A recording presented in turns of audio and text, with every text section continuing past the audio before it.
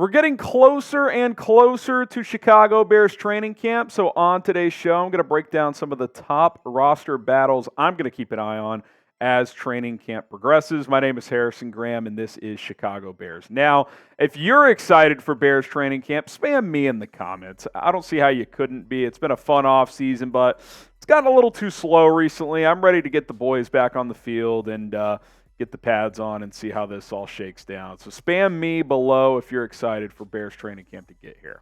All right, number one, I think this is pretty easy. The center battle.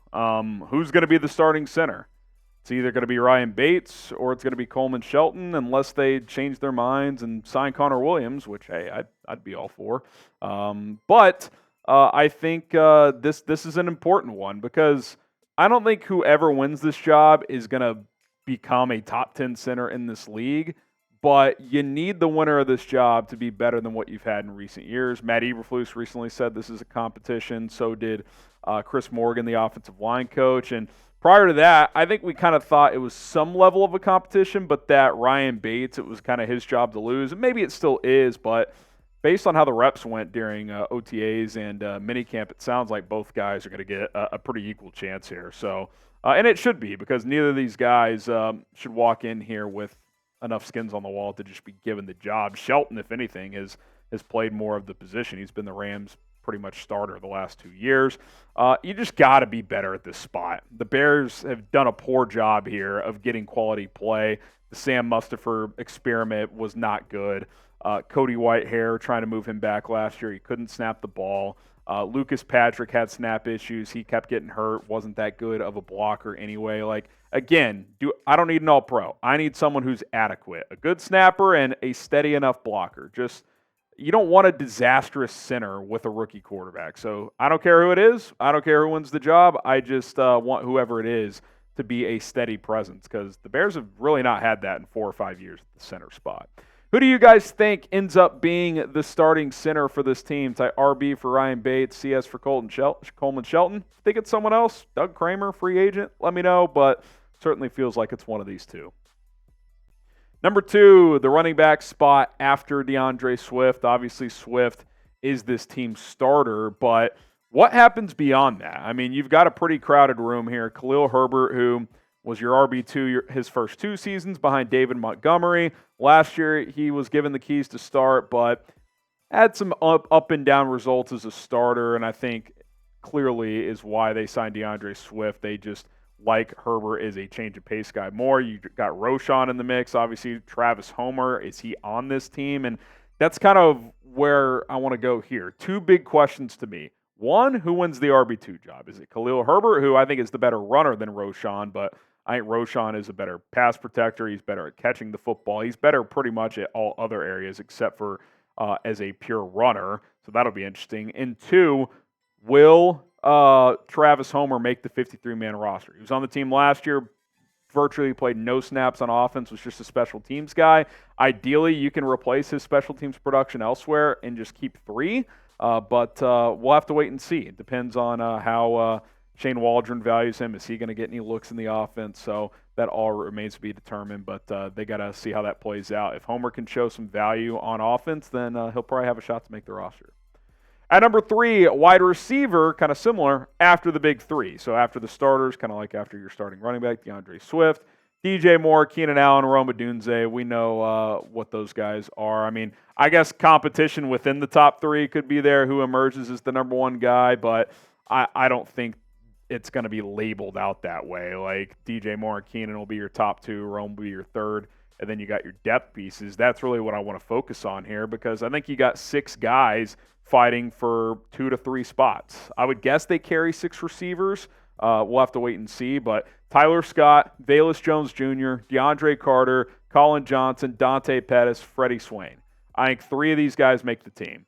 I think Tyler Scott's the safest. He'd have to really bottom out in camp. He was a 4th-round pick last year, showed some flashes as well. It would be surprising if they punted on him this early. Velus Jones, we've talked about him a lot on this show. The new kickoff rule helps him. Can he show enough at receiver? DeAndre Carter, they signed him because he's got return experience a couple years ago with current Bears wide receiver coach, who was the Chargers wide receiver coach in 2022. That was his best year as a receiver, over 500 yards. That connection feels significant. Collin Johnson's a big body guy. Dante Pettis has return ability as well. Freddie Swain, if he can turn back the clock a couple of years, he had some good years in Seattle. So they all kind of provide some different things, but the Bears are going to have to figure out which ones make the team, and it's going to come down to competition here. Let us know if you are a subscriber to Bears Now. Type sub in the comments. I want to know who all is subscribed that's watching right now. And if you haven't, I would encourage you to hit that subscribe button. It's just one button. You click it, boom, it's free, and you join the 94,000 plus. We appreciate it.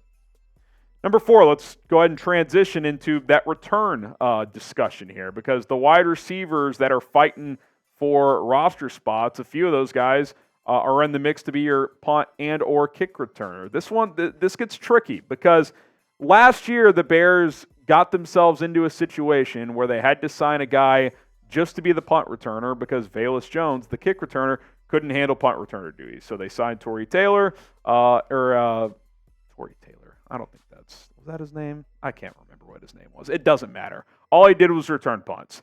And I'm mixing him up with the guy they just drafted at punter, Tory Taylor. What was his name? I'm going to be pissed after I film this show. He signed with the 49ers. Either way, it doesn't matter.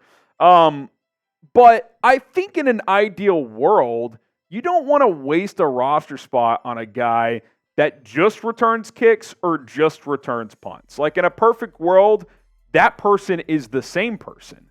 That's what they were hoping for when they drafted Velus Jones. Like hey, come be our punt and kick returner, and we'll get you involved in offense to be a big play weapon. Well, he's been a good kick returner, and the new rule helps him, but he can't track punts, so they can't use him there, and he's been minimally used in the offense. But he is your best kick returner, and they just changed the kickoff rules, so that's intriguing to try and keep him there.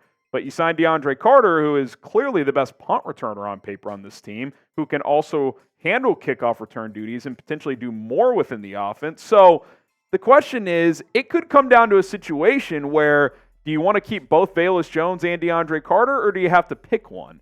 So again, it kind of comes back to that wide receiver impact. Who can impact the team in a positive way more offensively? Because these guys have different kind of ceilings in what they offer as returners, but DeAndre can do both. Velus can't. Even if Velus as a kick returner is better than Carter as a punt returner, Carter can also return kicks. So that's battling that roster management. So I think Velus Jones has got to find himself more useful in the offense, which is why this is going to be a big training camp for him.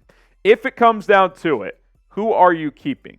Type VJ for Velus Jones Jr., type DC for DeAndre Carter. It's going to be interesting training camp preseason in that regard. All right, second edge rusher here, and hopefully they've signed somebody by the time this video comes out. I'm filming this before I go on vacation. Obviously, you got Montez Sweat. No sweat there. He's your top guy. You feel good about him as your top defensive end. Pass rush production. He can stop the run. He's a 3-down player. Really good player. But what does the rest of it look like? Who is that next guy? I mean, right now you've got DeMarcus Walker, Austin Booker, Jacob Martin, Dominique Robinson. Does he finally show something?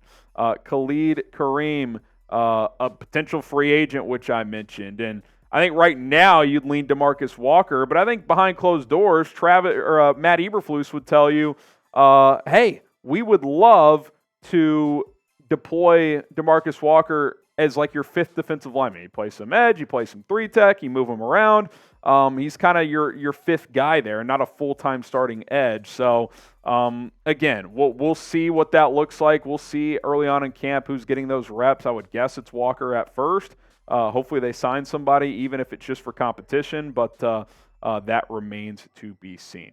All right, that's going to do it for today's episode of Chicago Bears Now. My name is Harrison Graham. My brain is still scrambling trying to figure out who that name was. I'm going to put a comment below of who that was because it's really frustrating me. YouTube.com/BearsNow. Hit that subscribe button. We'll see you next time.